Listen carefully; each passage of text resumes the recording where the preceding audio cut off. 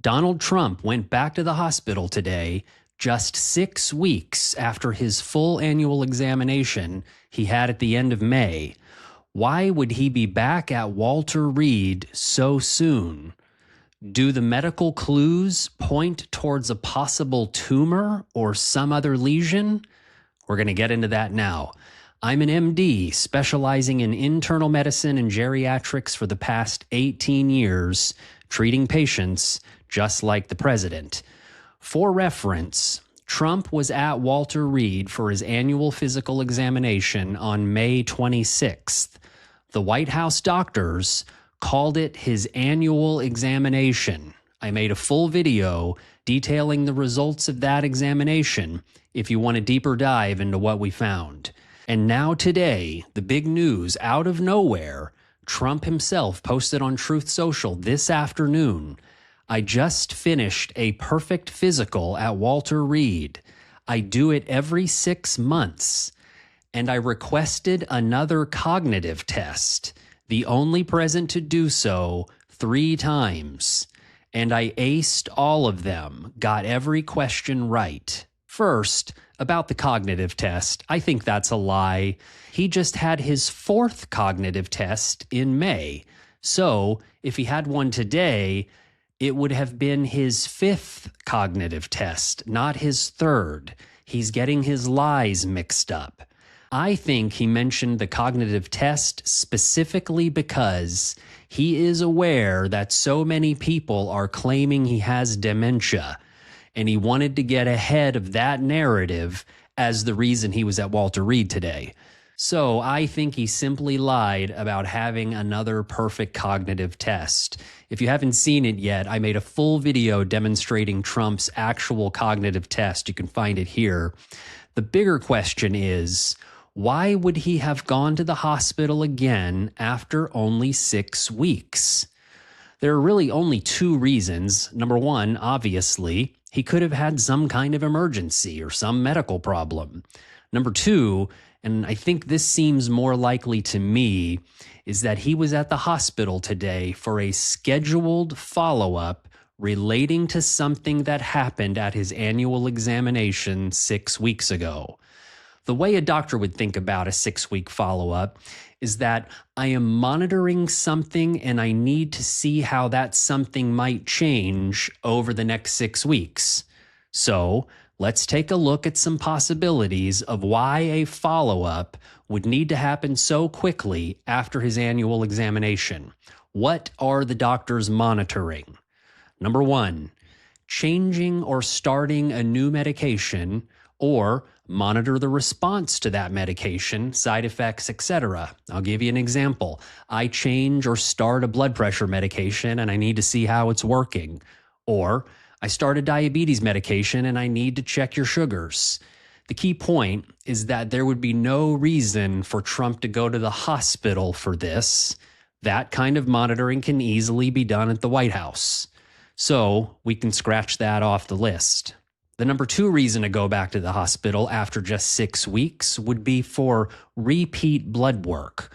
I'll give you an example. If kidney function or liver function tests were a little elevated, or maybe blood cell counts were high or low, there's many examples. Sometimes doctors will just give it a little time to see if the lab value corrects itself, which they very often do.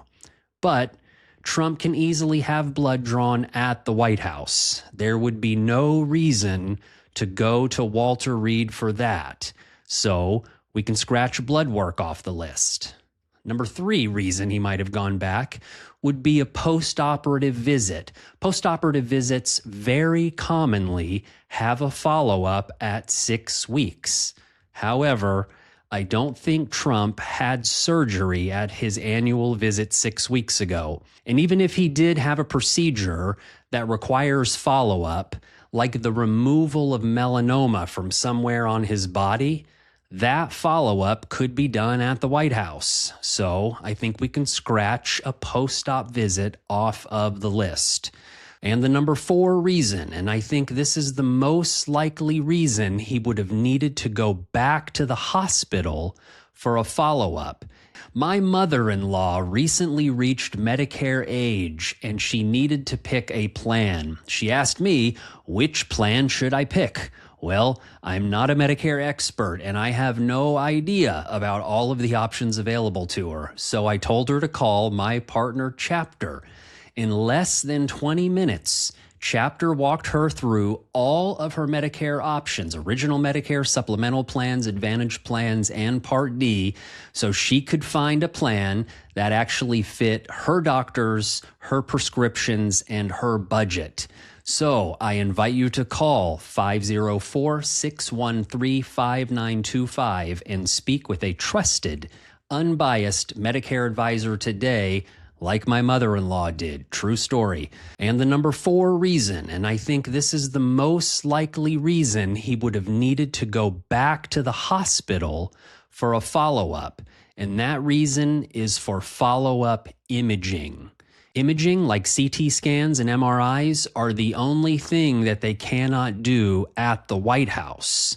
The clues are pointing towards the possibility that Trump had some sort of spot, a lesion, that they found on imaging 6 weeks ago, and they needed to repeat the test to see how that spot has changed.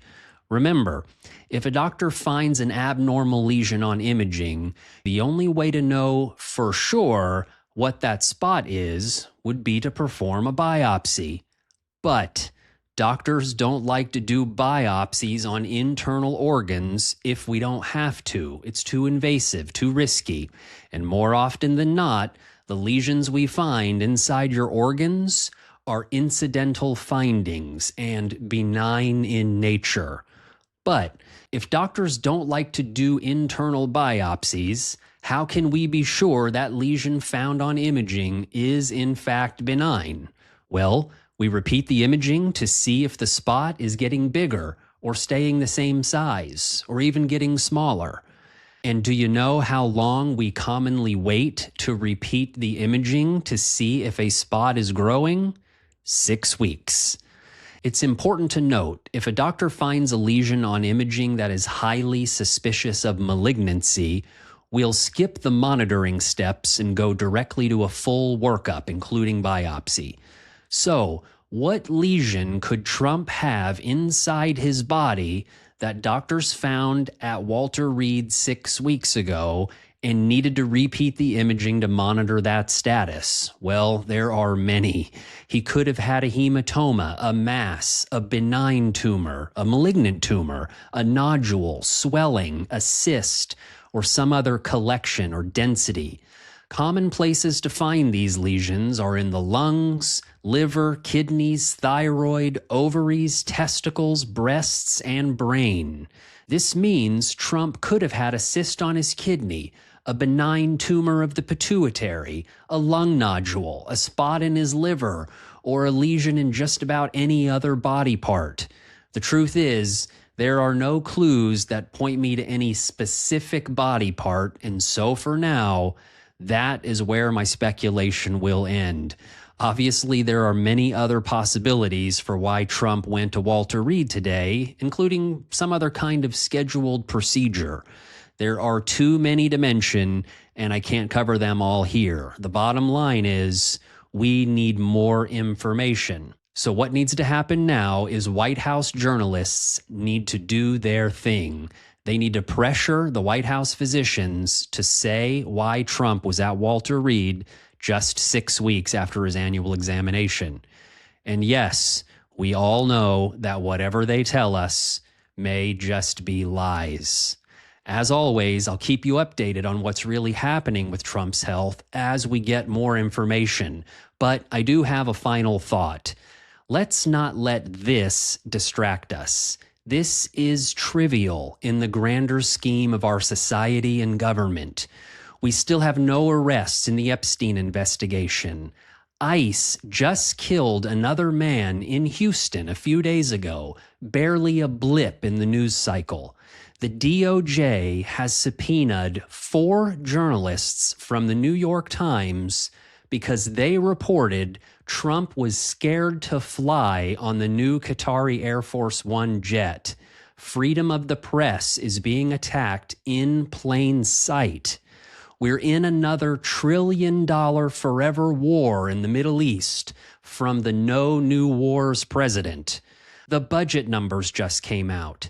Our government, the people's government, pays $24 billion in interest each week on the national debt.